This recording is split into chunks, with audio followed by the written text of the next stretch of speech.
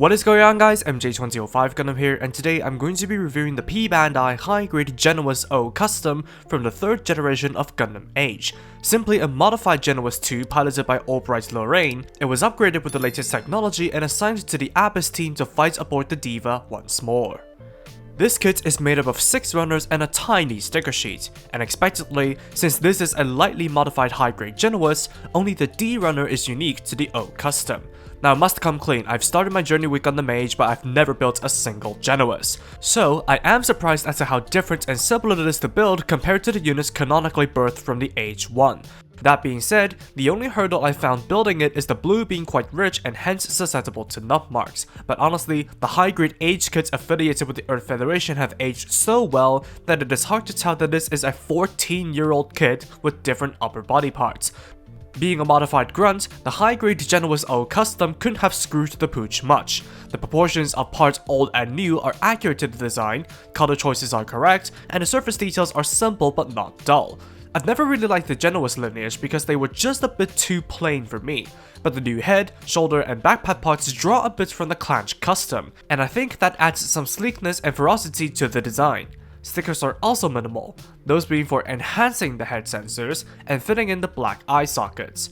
And thanks to the impressive color separation of the mold, the only missing paint tab is for the gray for the ankle tilt structures, just like the original basis. Otherwise, besides panel lining the kit and maybe sealing up the seam line that runs along the arms, I'd argue that the high-grade Genoace O Custom looks great as it is straight built.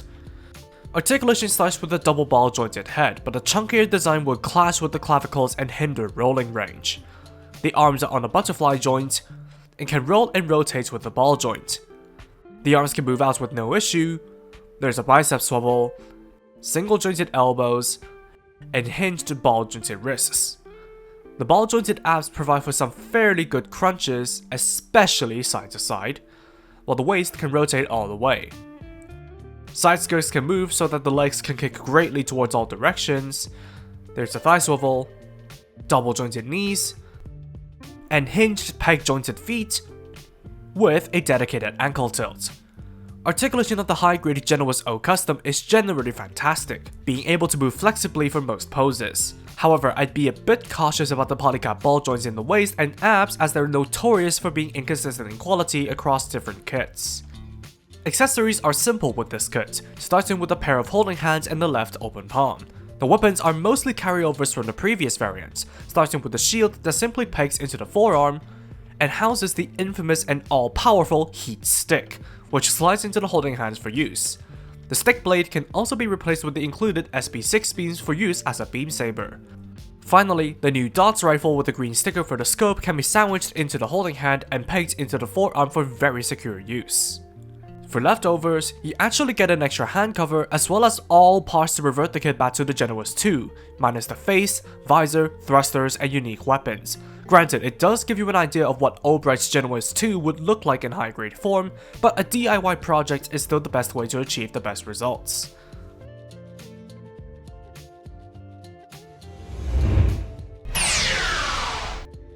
Like I've said before, I personally found the design of the Genoace lineage rather boring. However, I do have a tendency to purchase the ace variants of grunts just to give them a go. Thankfully, I'm glad I did through the high-grade Genoace O Custom. Granted, for those who've built the originals before, this kit is merely a skin swap with a different gun. However, the straight build aesthetics were great while the build was kept relatively simple. The rigidity is a bit questionable, but the articulation is mostly flexible, and that coupled with the simple loadout equals a very fun kit to pose. I am a bit sour over how it's P-Bandai, especially for those who want to complete their Abyss team that was outstanding since 2012. Still, the Genoace mold is one I can strongly recommend across the board, it's just that this one happens to be my favorite of the bunch. And that's all for me. Thank you for watching, drop a like and comment if you did enjoy the video, subscribe for more content like this, and a special thank you to the channel members, credits in the description below. That said, take it easy, stay safe, and I'll see you all in the next video. Peace out guys, bye bye.